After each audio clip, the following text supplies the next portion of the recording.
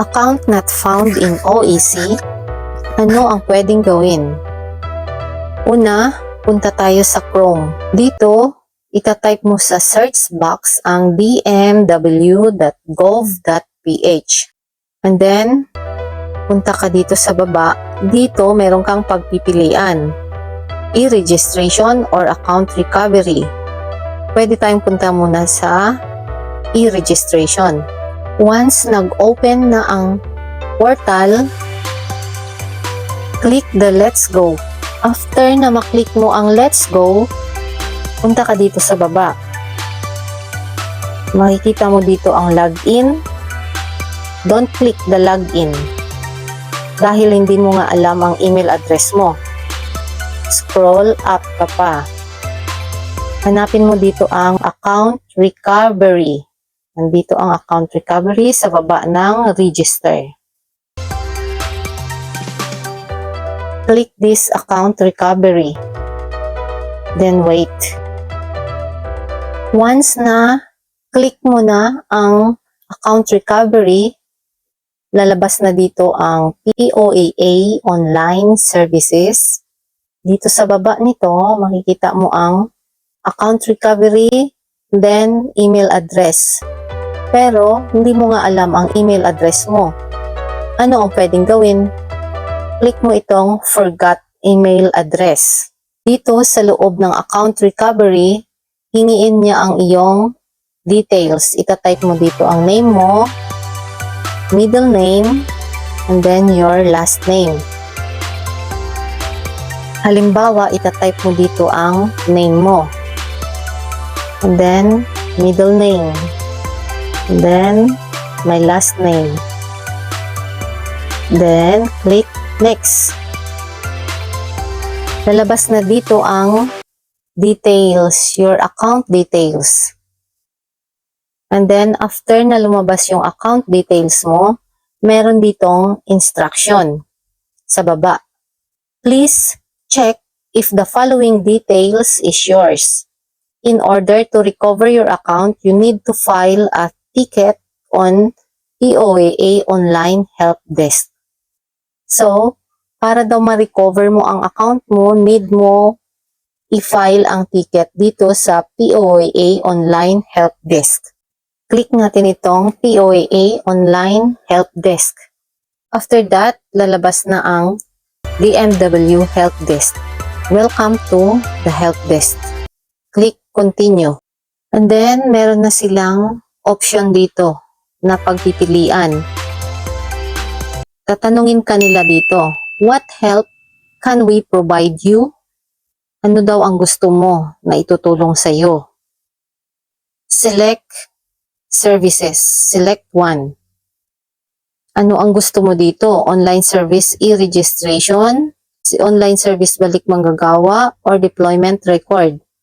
So, dito tayo sa online service e-registration. Dito sa baba ng select services, meron ditong select concern. Anong concern mo? Select one. Click this. Dito sa select one, may maraming selection. Account problem. Change account email address. Account problem, account activation, or reset. Account problem, forgot your e-registration details. Or account problem, you have multiple accounts. Marami ka daw bang account na nagawa noon? Or e-debt account problem like your name, birthday, and gender. Pwede rin i-edit dito ang iyong account. Or account problem, update mo ba ang e-registration details mo? And then account problem, confirmation ng email. Dito tayo sa change email address. Dito na lang sa change email address kasi hindi mo na nga alam ang email address mo noon. So, gagawa ka ng panibagong email address. And then dito, na-click mo na yon. What help can we provide you again? Click mo ang next. And then, nandito na. How to change registered email on e-registration. Provide your new email address.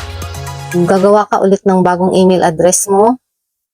Then, proceed to the creation of ticket for your concern. Click natin ang next. Let's find your account. Ito yung lumabas. I know my registration number. At tandaan mo ba ang registration number mo noon? Kung meron, click mo ito. At itatype mo ang registration number mo doon sa ibibigay sa'yo. And then, hindi mo alam, then continue ka dito sa baba. And then, dito naman sa baba, merong option. I know my registered email address. Pili ka dito sa selection na to. Kung I know my e-registration number, click mo ito, then tatype mo ang e-registration number mo. Or, meron namang isang selection, I know my registered email address. You know, then click your email address. Dito sa isang selection, I forgot my e-registration number and email address. Dito sa last, I cannot find my account using the above mode. Dito sa last na to, ito ang i-click mo kung wala ka na talagang option. Try nating I forgot my e-registration number and email address. Dito lalabas ang let's find your account. Please input your name, details, and birth date on your registration. Tatype mo dito ang name mo, middle name, last name, and birth date. And then, move ka dito sa right side. Dito sa right side sa baba, makikita mo ang find ticket. I-click mo yung find ticket. At doon, mayroon silang next instruction. Hindi ko pwedeng i-input ang aking details kasi naka-registered na ako. Malilito ang system nila. Sundan mo na lang kung ano ang next instruction doon sa find ticket. I hope nakatulong ako. And please share para sa mga nangangailangan din. Share your knowledge. Share din ako ng knowledge sa inyo. Thank you. May the God, Lord, bless you all. God bless all.